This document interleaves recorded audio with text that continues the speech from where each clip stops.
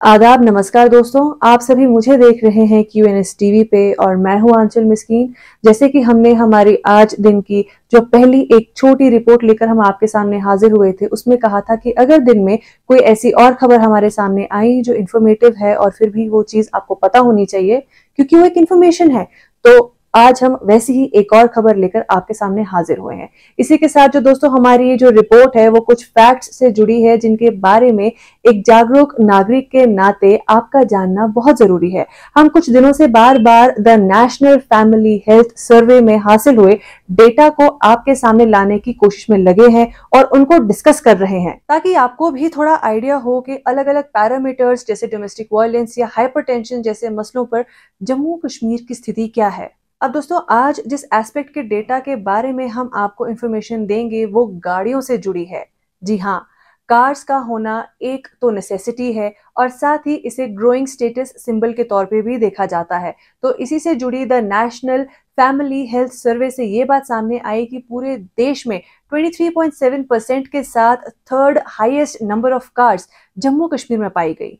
अब इतनी कार्स हैं दोस्तों, तो इनसे जुड़ी कुछ रूल्स से जुड़ी खबरें भी देखी गई। उन्हीं रूल्स से जुड़ी खबरों की लिस्ट में एक खबर हमारे सामने आई कि मोटर व्हीकल एक्ट के अकॉर्डिंग अगर स्कूटी चलाते समय आपने हेलमेट पहनी है पर उसकी स्ट्रैप बंद नहीं की है, उसे खुली छोड़ दी है, तो according to the rule 194D of motor vehicle act आपका 1000 रुपए का चालान कटेगा। और अगर आपने फॉल्टी हेलमेट पहनी है बिना BIS मार्क के, तो तब भी आपका 1000 रुपए का चालान कटेगा। यानी आपकी एक चूक से देखते ही देखते आपकी अपनी जेब से 2000 रुपए आप गवा सकते हैं। इसके अलावा अगर ओवरलोडिंग का मसला हुआ तो 20,000 रुपए का चालान काटा जा सकता है। साथ ही पर टन 2000 रुपए का एडिशनल फाइन भी काटा जाएगा। इसके अलावा दोस्तों एक और रूल से जुड़ी खबर सामने आई। एक एडवाइजरी जारी हुई थी जिसमें ये पता चला कि हर व्हीकल के पास valid pollution under control certificate होना बहुत जरूरी है। यानी कि जो आपका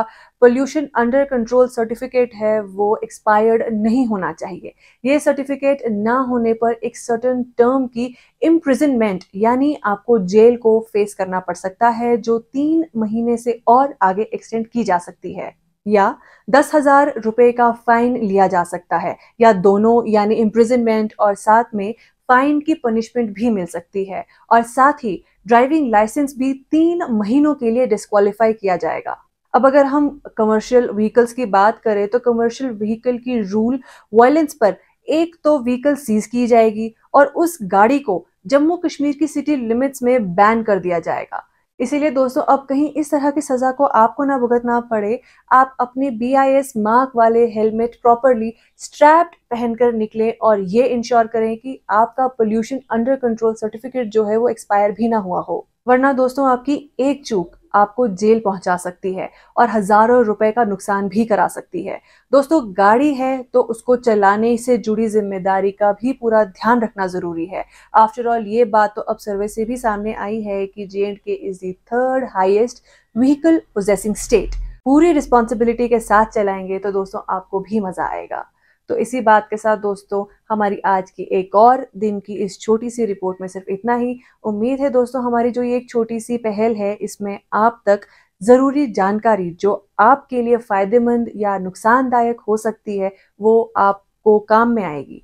तो इसी बात के साथ दोस्तों हम हमारी इस रिपोर्ट को यहीं समाप्त करते हैं। हम फिर हाजिर होंगे आप सभी के सामने अगर कोई एक ऐसी ही और इंफॉर्मेटिव रिपोर्ट आई तो उसके साथ। तब तक के लिए आप बाकी खबरों के लिए बने रहिए QNS टीवी के साथ और मुझे दीजिए इजाजत। नमस्कार।